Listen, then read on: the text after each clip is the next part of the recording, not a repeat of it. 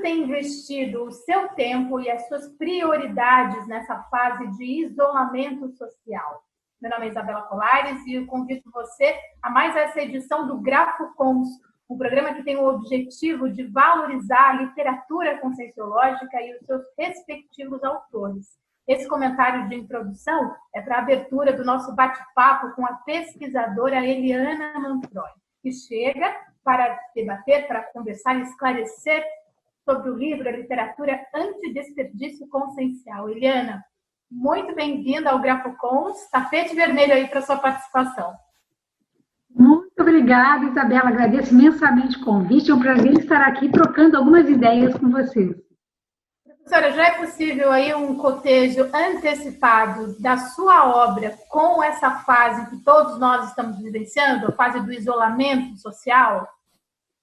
Olha, eu penso que é possível, sim, porque nesse momento de isolamento social, e mais do que isolamento, nesse momento em que a gente está parando para pensar naquilo que realmente importa, naquilo que realmente é prioritário, né?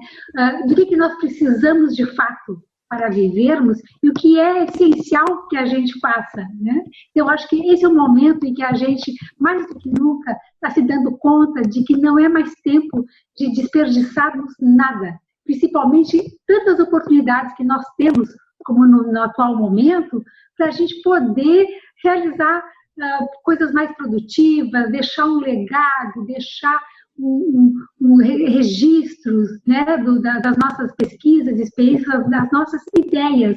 Então, eu sei que muita gente está em casa trabalhando muito, que não parou de trabalhar, já está trabalhando às vezes até mais ainda, mas muitas pessoas estão podendo refletir muito mais e se dar conta, talvez, que na correria do dia a dia tem desperdiçado, sim, vários aportes, várias oportunidades. Então, esse é um momento também de muita autorreflexão. A Eliana Manfroy, ela também tem o seu nome aí registrado, marcado em várias gestações conscienciais dentro da verbetografia. Você falou, professora, a respeito da reflexão, mas a reflexão sem o registro, ela acaba se perdendo, concorda? Concordo plenamente, porque a reflexão é quando você aprofunda, quando você para, pensa e chega a uma conclusão de como aquela experiência, aquela ideia, aquela vivência mexeu com você, modificou, reciclou você. E isso é que faz de uma reflexão, né? Como você sai com uma experiência mais enriquecida. Agora, se você não registrar, amanhã, depois, aquilo tudo ficou perdido, né? E muitas vezes as nossas reflexões, Isabela, são muito úteis também para outras pessoas que passam pelas mesmas dificuldades, os mesmos desafios, gargalos que todos nós passamos, né, na atualidade. Então, vale muito a pena, sim, não só refletir, você tem toda a razão, mas registrar. E mais do que isso, pegar esses registros, posteriormente, transformá-los em publicações. Os verbetes, né, que você já falou, os próprios livros, os artigos, até, enfim, relatos, né, um pouco talvez mais informais, mas tornar pública as nossas ideias e as nossas reciclagens, principalmente. E você concorda que a escrita é para todos? É para todo mundo? Eu penso o seguinte, pelo menos na minha vivência pessoal, e depois eu gostaria muito de ouvir como foi para você. As principais oportunidades de reciclagens mais profundas, vieram por meio da escrita. É aquele acoplamento com os amparadores, é o momento que você se dedica a sair, abrir mão da superficialidade para adentrar ao universo intraconsciencial. E a escrita, para mim, Isabela, ela é insubstituível. E, portanto, a vontade, como o professor Valdo sempre dizia, escreva, escreva, escreva. Ele falava de duas coisas para a gente, né, com bastante frequência. Era assumir a docência conscienciológica e inserir no nosso cotidiano o hábito da escrita.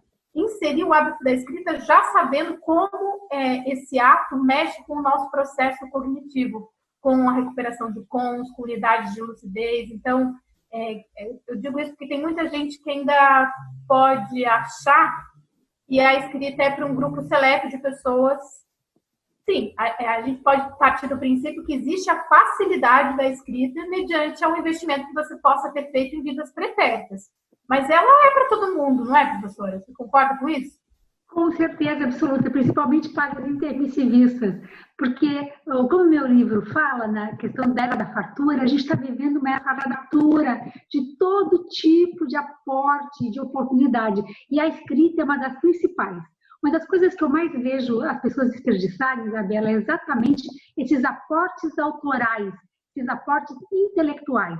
Nós temos na CCCI, aqui na Comunidade Conscienciológica Cosmética Internacional, uma mega estrutura que propicia que qualquer pessoa, mesmo quem não tenha tido uma formação acadêmica, mas, né, enfim, qualquer pessoa que tenha vivências, que tenha experiências, que estuda e reflete sobre o processo da conscienciologia e tenta vivenciá-la, pode escrever e deve. Se você pensar, nós temos uma editora que trabalha totalmente em regime de voluntariado. Isso não existe na Socin lá fora. Isso é uma coisa inédita aqui.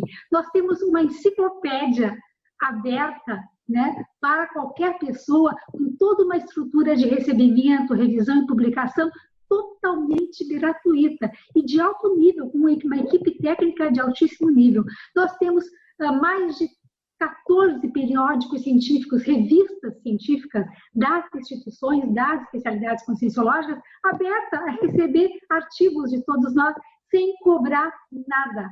E revisa, e ajuda, enfim. Eu só citei 3, fora tudo mais, fora a estrutura do holociclo, fora a estrutura da holoteca e tudo mais, fora o ICGE, que está aí com uma base de dados fantástica. Ou seja, a gente está sentado no pote de ouro em termos autorais e está aí gente chupando dedo achando que é mendigo, que não sabe, que não pode escrever. Não, pode, deve e tem toda a estrutura.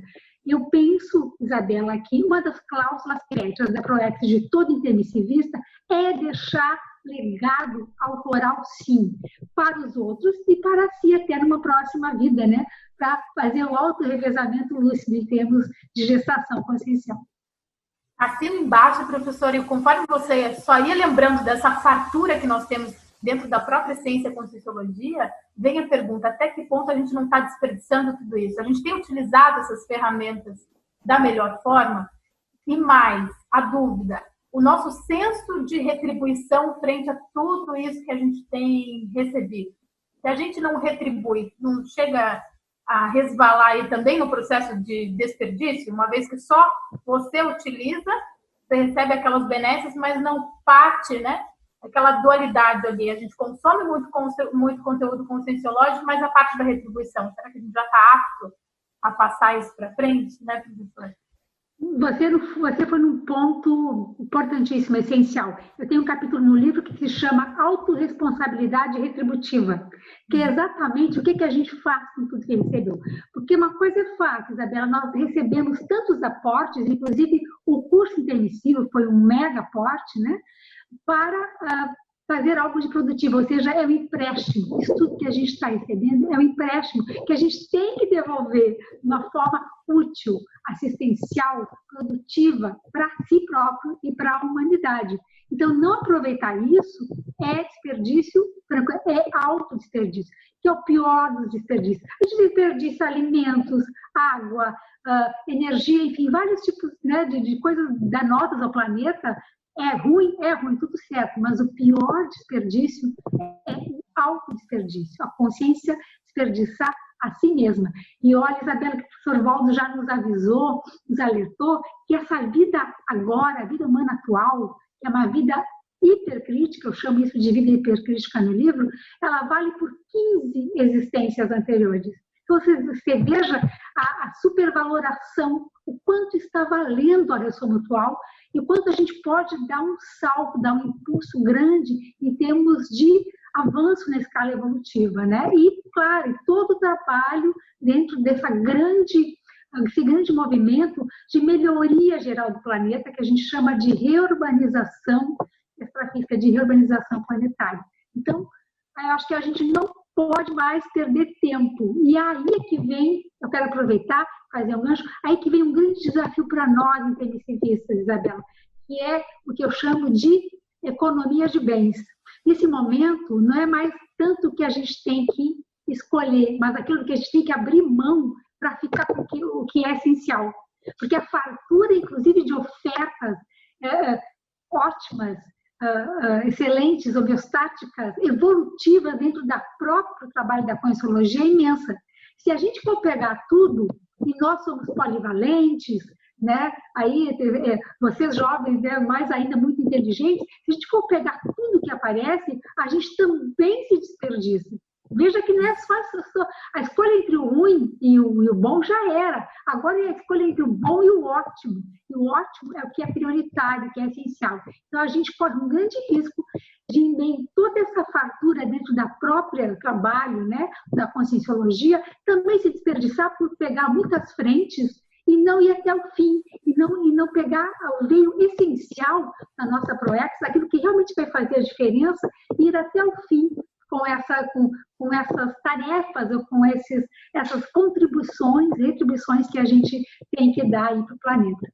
Quais as ferramentas você sugeriria no dia de hoje para a manutenção desse foco? Para o intermissivista que, por vezes, ele já está lá no seu processo da assunção da programação existencial, mas ele está nadando também na fartura, dentro das próprias instituições conscienciocêntricas, mas por tanta fartura, ele está meio desorientado. O que poderia orientá-lo? O que poderia orientá-lo? Com certeza.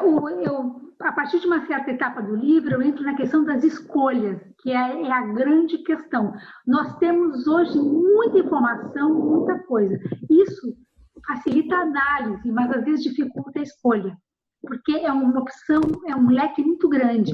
E aí que entra uma questão fundamental para nós, intermissivistas, e para qualquer pessoa também, que é a questão da autopesquisa, de se conhecer, de saber de si. Do que é para mim, do que não é para mim. Então, isso vai ser fundamental na hora de realizar escolhas. Então, uma das técnicas é veja aquilo que tem a ver com você. Não adianta você forçar a própria natureza, né? Se aquele trabalho, aquela linha, aquela frente, aquela especialidade, você não se sente motivado, à vontade, talvez não seja ali neste momento. Outra coisa, abrir mão também, Isabela, de querer salvar o mundo.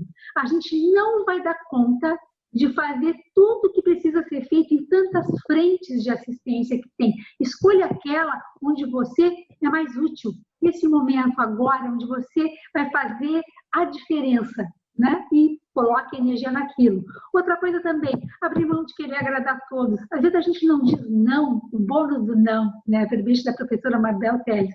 Dizer não é mais importante hoje do que dizer sim. Ou seja, você não vai agradar a todos, aceitando todos os convites e todas as frentes que se apresentam a você. Porque as pessoas veem seus trafores, seus talentos, e eles chamam para várias frentes.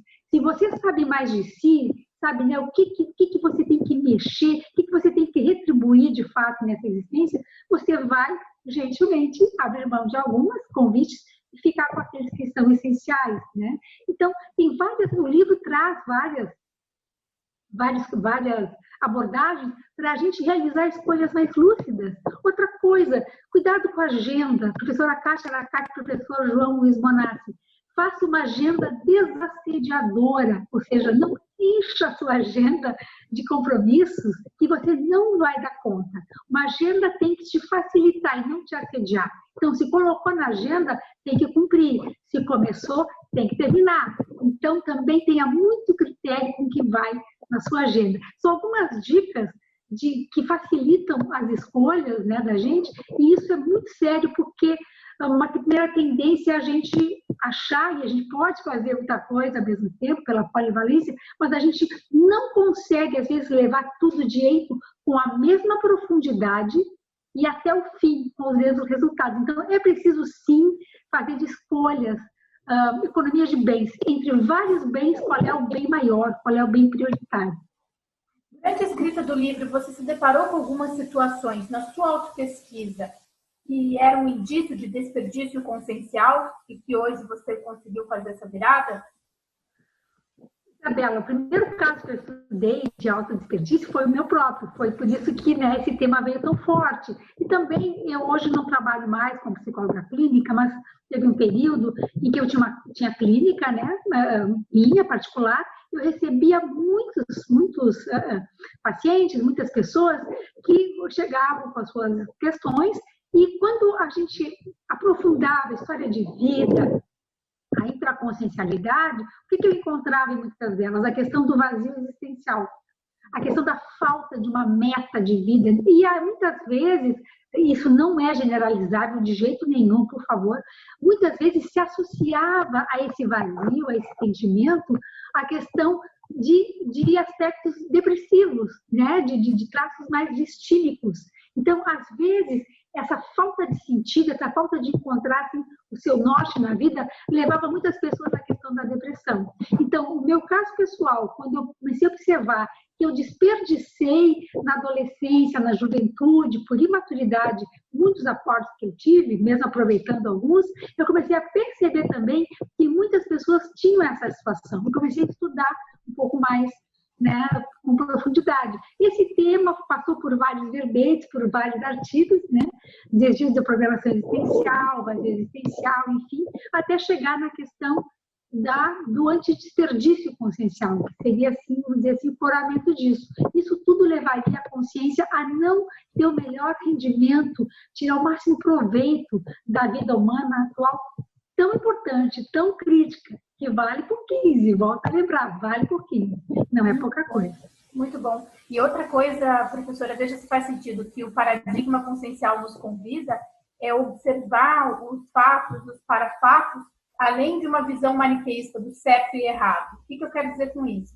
Que por mais que na nossa juventude eu compartilho da mesma experiência, né, de fase lá, de imaturidade, de porão consciencial, a gente não precisa mais nem do chicote, nem da autoculpa, sendo que a gente pode ressignificar esse período, trazendo o nosso centro de retribuição e da nossa assunção dos trafores aqui, agora e já. Então, fazer valer aquele período nosso de mais imaturidade, trazer mais consistência. Talvez a gente não tenha aprendido a lição lá atrás, não aprendemos, mas hoje a gente pode trazer o nosso processo de reciclagem com mais consistência, né? É a lição que foi necessária ser assimilada, aprendida. Faz sentido? Todo sentido. E eu escrevi esse livro, o Antidesperdício Consciencial, Isabela, primeiramente para mim, porque eu quero encontrar esse livro quando eu for muito jovem, na minha próxima ressoma. Era um livro que eu queria ter lido um pouco mais cedo, antes até de conhecer a Conscienciologia, né? Porque a Conscienciologia, eu sou contemporânea assim, ao lançamento dela. Eu conheci o professor Valdo Vieira em 1988, logo que ele lançou, né, publicamente o Ciência da Consciência Contínua, já tinha lançado o livro Projeciologia, o tratado, né? Mas, enfim, eu comecei muito cedo, só que eu já estava com 26 anos, e então, algumas coisas eu já tinha pisado na jaca, né? Já tinha desperdiçado, já tinha passado pelo meu porão. Então, esse livro também tem essa questão. E eu estou tendo bastante retorno de inversores existenciais que têm lido o livro e têm me dado esse feedback. Então, eu acho que a técnica da inversão existencial, que você, de alguma forma, aí referiu, de começar precocemente, desde a juventude, se dar conta, né, do papel, da responsabilidade, dos aportes e dessa função de mini peça dentro desse grande maxi-mecanismo aí da urbanização, da conscienciologia, da virada em termos de qualidade desse planeta. A gente vai começar tudo mais cedo, vai pular essa etapa do porão, concordo com você, mas ainda, né, a gente às vezes pisa na bola. Nesse sentido, eu penso que a técnica da Invexis e da dupla evolutiva, são as duas técnicas mais avançadas da conscienciologia, no sentido de antecipar todo esse processo e a gente, né, ter uma vida aí muito mais plena e muito mais produtiva. A produtividade tem relação direta com a assunção aí dos nossos trafores? Esse antidesperdício? Com certeza, mas assim, não podemos entrar também numa ansiedade existencial, numa loucura de querer fazer tudo. Às vezes, Isabela, isso aí é rota de colisão para autodesperdício. Fazer tudo não dá, mas fazer o essencial é prioritário. Então, muitas vezes, a gente tem que usar a técnica, porque você falou sobre técnicas antes. Eu falo no livro sobre a técnica da desambição, ou seja, às vezes você vai ter que abrir mão de várias coisas para ficar com aquilo que realmente importa. Eu trago no verbete, trago também no livro uma técnica que eu utilizei e depois eu vi que muitos intermissivistas também utilizaram, quando é possível, claro, com toda coerência e bom senso, né, exigidos nessa decisão, que é a técnica da desambição carreirística, da carreira profissional. Ou seja, a minha carreira profissional, eu já conhecia a Conscienciologia, já era voluntária, mas ela me tomava praticamente todo o tempo. Ou seja, na área da saúde pública, da saúde mental e na área da docência universitária. E sobrava pouco tempo para tudo que eu queria investir dentro da Conscienciologia como na questão do voluntariado. E aí chegou um momento em que eu estava assim, no top da carreira e que eu já tinha me organizado, já um pouco mais madura, me organizado financeiramente, eu e meu dentista, e que eu pude abrir mão, né, desses papéis, sair, né, a minha mesoneria, eu saí dessas funções que eu exercia e me radiquei, né, aqui em Foz do Iguaçu, a radicação vitalícia na Cognópolis, para me dedicar full time à Conscienciologia. Depois eu cheguei aqui e eu vi que muitas pessoas fizeram isso. O professor Valdo Vieira também fez isso, mas isso é uma coisa, tem que ter muito cuidado, isso não é assim uma panaceia. A consciência tem que estar num momento de muita maturidade para saber se é isso mesmo. Porque talvez a carreira dela, a projeto principal dela, a contribuição principal, seja lá na saúde, seja lá na educação, seja em outras áreas, né? E, para mim, dentro da minha autopesquisa, eu tinha certeza que a maior contribuição que eu podia dar era aqui na Conscienciologia.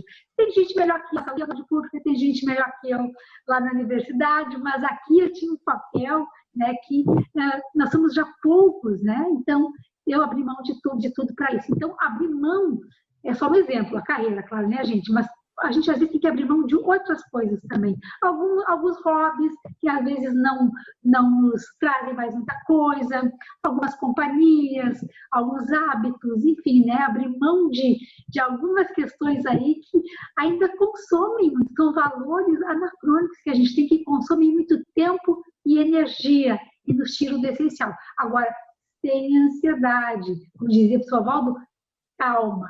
Não dá para pegar tudo, né? Então, vamos com calma, nos conhecendo mais, tendo mais seletividade e critérios para as escolhas evolutivas que a gente deve fazer nessa era da fartura.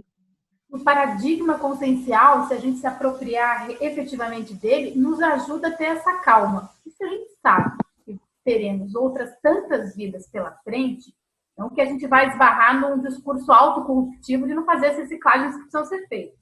Mas a gente consegue recortar as prioridades prioritárias, né? Aquilo que é prioritário no momento. Agora, a pergunta, professora, é que por vezes a pessoa pode estar assistindo esse programa ou já ter lido o livro, mas ela pode estar ainda com certos hábitos que resvalam no desperdício sem saber. O que a gente poderia passar, assim, como de informação para esclarecer o que seria esse desperdício, a característica do desperdício consciencial, principalmente nessa fase de isolamento? Olha, uma das coisas que eu vejo que há um desperdício grande, talvez agora também, né, e antes, mas agora essa questão do isolamento também, é de uma coisa fundamental, básica, né, que é o tempo. A gente desperdiça tempo. De que forma?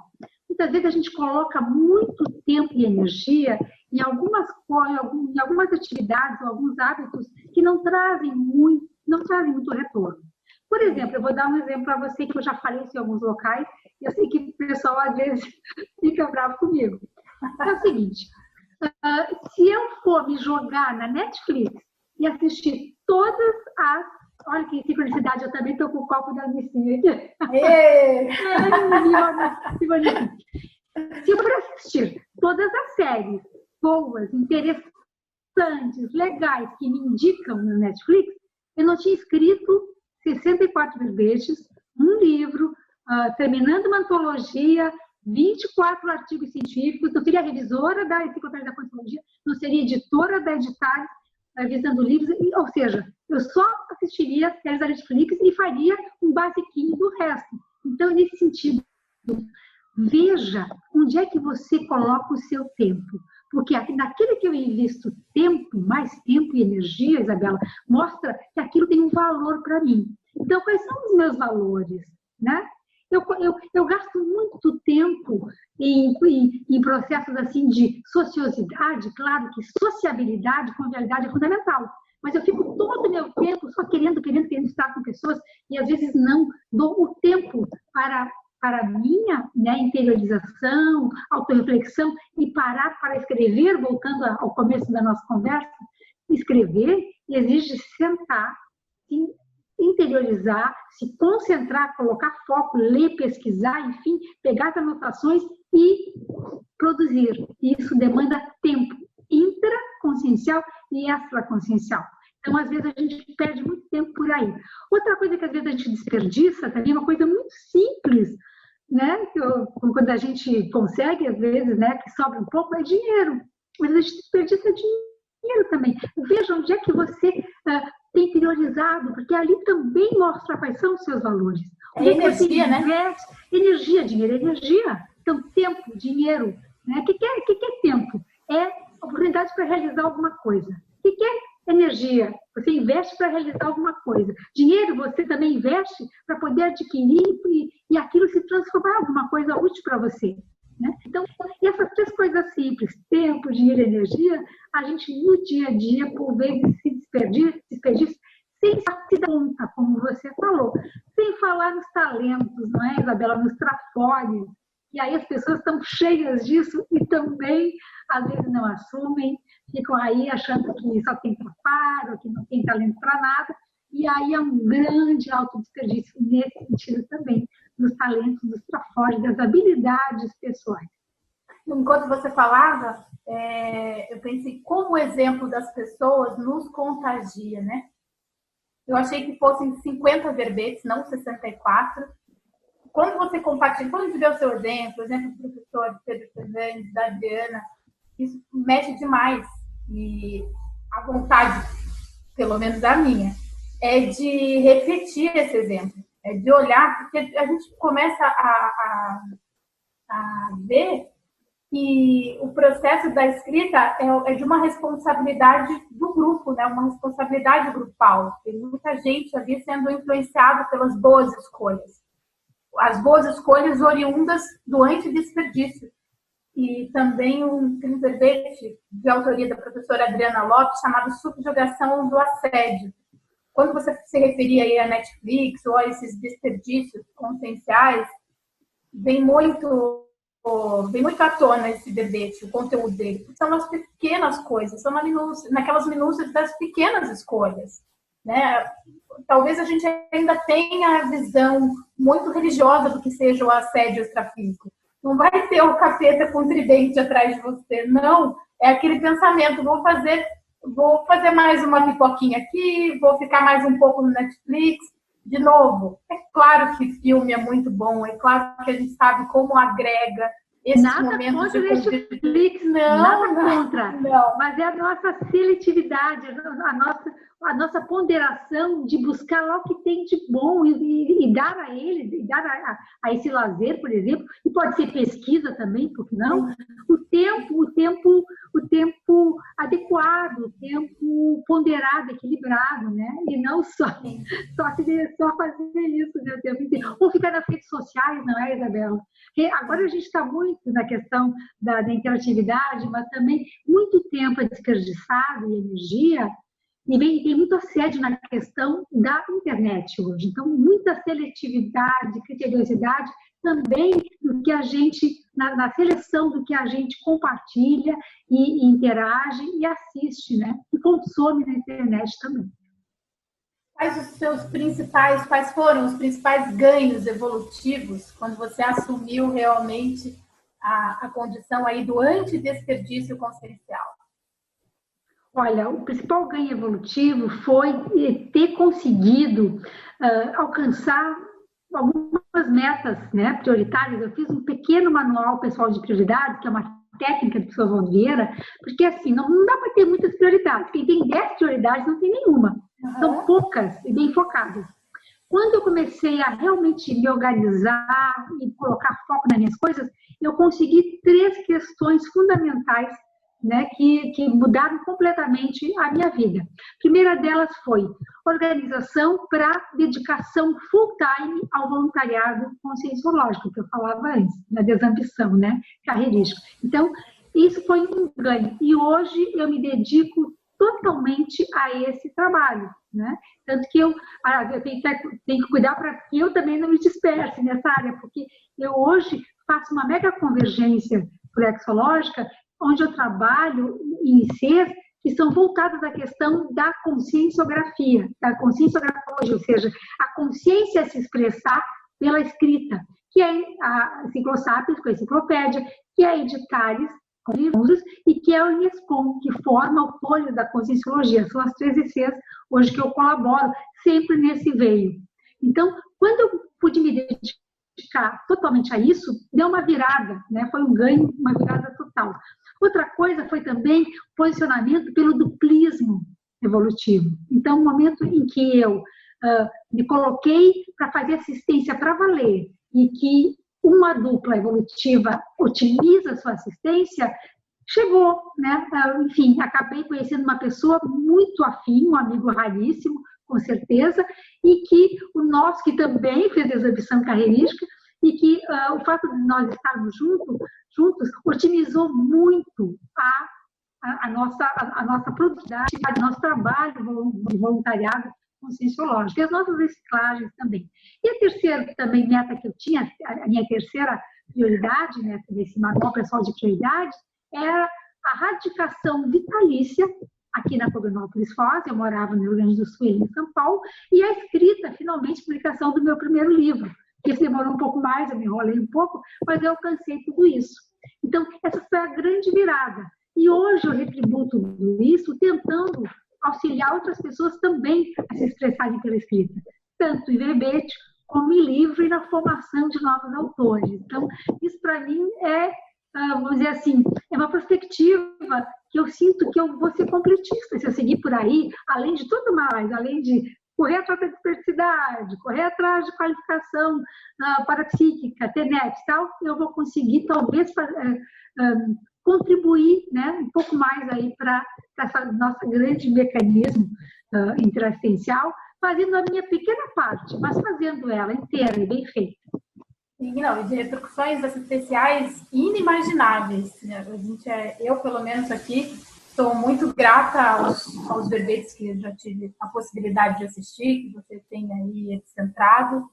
Agradeço muito ao tempo aí que você concedeu essa entrevista para explicar e esclarecer o que vem a ser esse antidesperdício consciencial. E onde que as pessoas podem adquirir, nessa fase aí de isolamento social, existe a possibilidade de compra online, professora? Do livro? De comprar, Eu vou fazer aqui um marketing. Olha, as pessoas podem encontrar o livro em 2 locais, principalmente, né, online. No Shopcons, né, Shopcons, tudo junto, shopcons.com, né, .br, comprar o livro. E também pela Amazon. É possível comprar o livro pela Amazon e pela estante virtual. Então, nessas 3 plataformas, é possível comprar o livro de desperdício consciencial. Ele também está na versão de e-book. Eu tenho o livro físico, você pode comprar, né, ele chega até a sua casa pelo correio, ou pode comprar o e-book. E também para o pessoal de língua inglesa, eu fiz a tradução, porque a gente tem que pensar, né? Essa tradução em inglês, que já foi lançado, que está só no formato print on demand, ou seja, também na Amazon, as pessoas do idioma inglês podem comprar, e aí ele é impresso, esse sistema, o livro não existe fisicamente, ele é impresso a partir da compra, e a pessoa recebe em casa. Então é isso, Shopcons, Amazon e estante virtual. Eliana Manfroy, o seu exemplarismo é contagiante, e agradeço muito a sua participação aqui no GrafoCons. E eu que agradeço essa grande oportunidade. Parabéns pelo programa e pelo trabalho de vocês. Obrigada. Até a próxima. Para você aí de casa, ótimas leituras, boas sugestões, que você aproveite o seu tempo da melhor forma possível nessa fase do isolamento social e depois dela também. Um abraço e até o próximo GrafoCons.